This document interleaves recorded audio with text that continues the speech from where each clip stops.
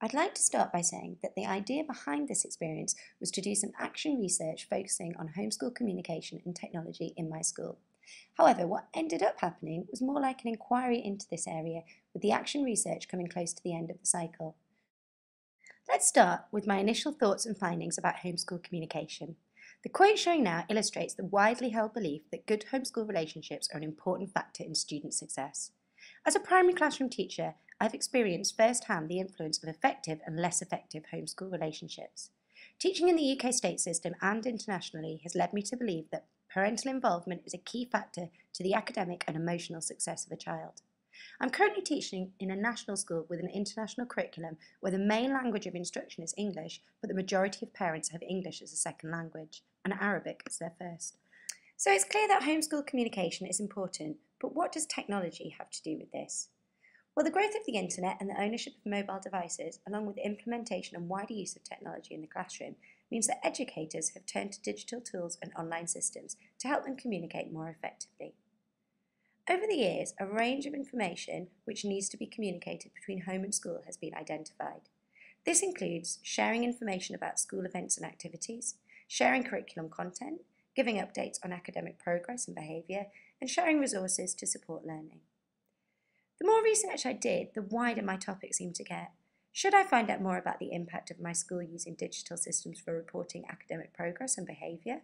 Look at the effect of a system like Moodle, which has been implemented in our senior school this year to share curriculum content and resources, or focus on the class wikis, which are used in the primary school. The list seemed endless. At a bit of a standstill, I headed out into the school community and spoke to the people who are on the front line when it comes to communication, teachers and parents. First, I surveyed some teachers. They told me that the main form of communication further down the school was either by letter or word of mouth. Parents or carers come to pick up their children daily, and this is when teachers can get direct messages across. Further up the school, the teachers were relying on class wikis to disseminate information and share resources.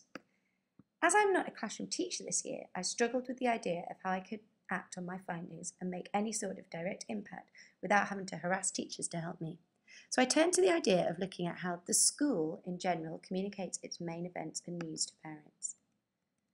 This led me to my next step, which was talking to parents. So I stopped them and talked to them any place I could. In the car park, after school productions, before parent-teacher conferences, and in the mornings and afternoons as they picked up and dropped off their kids. How does the school communicate with you, I asked. Do they do a good job? Do you get the information you need? What about emails, SMS? Would you like more of those? I asked a range of parents, and with the odd couple of exceptions, the answers were these. Yes, the school communicates effectively. They do it through the Akbar. At this stage, I should explain the Akbar is the name of the primary school's weekly newsletter. This gives us the information we need about what's going on each week, said the parents. The calendar at the side lets us plan in advance, and the main text gives us details of what's happening in school. Yes, I look at the wiki space, but only if there's something specific that I've been told to look at by the teacher or my child. Yes, they said, email would be another option, but I don't always check my account. SMS, they continued. Brilliant. I really like getting information by SMS. It comes right to me, into my hand, and an SMS is a great reminder the day before an event or if there's a change of plan or an emergency. What I'd found out had turned my thinking on its head. I'd been under the impression that no one read the Akbar, especially since the school had stopped giving out paper copies and had put it online. Next stop, Kirsten Holland, one of the assistant principals in the primary school and the author of our weekly newsletter, the Akbar. In the last 5 years, we've sent it home, or 4.5 years, we've sent it home in a paper copy. Environmentally, it's not great, it costs a lot of money too, and it's laborious. We've moved to electronic version. Unfortunately, I don't feel as many parents are accessing it. If you even spoke to our staff who have kids, I don't feel they are. The other really big problem I feel with the Akbar is it's not in Arabic.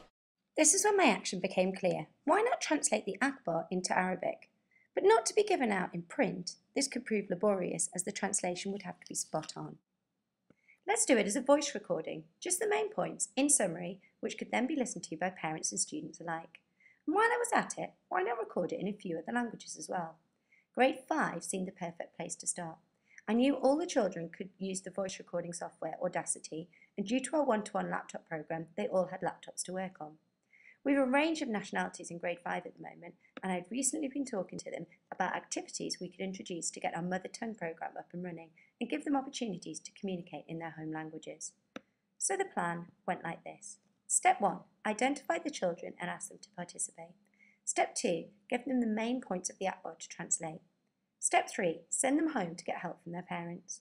Step 4, give them space to practice and encouragement to record the information. Step 5, remind them how to record into Audacity and save. At this point, a few needed to also download Lame so they could export MP3 tracks, but after I showed one how to do it, the learning soon spread and they helped each other. Step 6, embed the MP3 into the APBAR wiki page. And there we have it, voice recorded school news in 6 languages. Now, let's have a look at the process. Language counts week. Okay. Next week. Language counts week. العربي. أسبوع اللغة. Competition, not competition.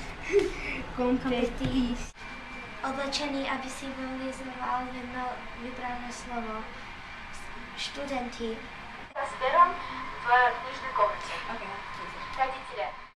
Because it took me a while to figure out what I wanted or needed to do, I didn't have a whole lot of data to support my gut feelings that this was a good idea, which will have a positive and long-term impact on homeschool communication in the primary school.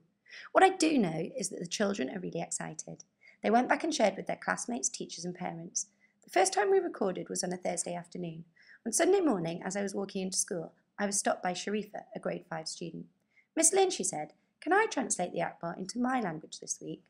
By Tuesday afternoon, I had grade 5 students eager to translate the school news for the week into Arabic, Slovak, Russian, Hindi, Urdu, Spanish, Tiv, Malay, Swedish and Tagalog. The enthusiasm surrounding the idea was tremendous.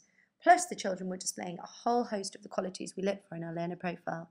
They were being risk takers by putting themselves on the wiki page, communicators in a range of languages, and open-minded as they became aware of the languages and cultures within the grade level. On top of this, they were developing some great language skills. Let's just recap what they had to do and what they thought of it. The resources we have used are a paper, and we have translated it using our brains, and we wrote it on a paper, as you see. Was a rough copy, and then we put it on the Audacity, which is and then we saved it as an MP3 file. And we think that it was a good thing for us to live the experience of translating something in our own language, translating something in English To Arabic? Yeah, to our. And do you think it's important for other people in the school that Yes, this is because enough? some people don't know English and they want to learn they want to read the APBAR in other languages. So we translated it to Arabic. So the parents, if they don't know how to speak English, they could press the MP3 player. They could hear it in Arabic. And do you think, are you going to show it to your parents? Yes. Yes. Are you proud? Yes, I'm so proud. But is anyone listening to these recordings, I hear you ask? Last week, when the first lot of recordings went onto the wiki, the number of hits on the APBAR page went up by 53, compared to the average of the last month. A small increase, I know, but I'm hopeful, and parents have started feeding back to both myself and Kirsten, saying that they've listened and they think it's a good idea. So what next? What are the implications of this for the school? Last week, while the children were translating and recording, our head of technology, Sam, called down to see what was happening.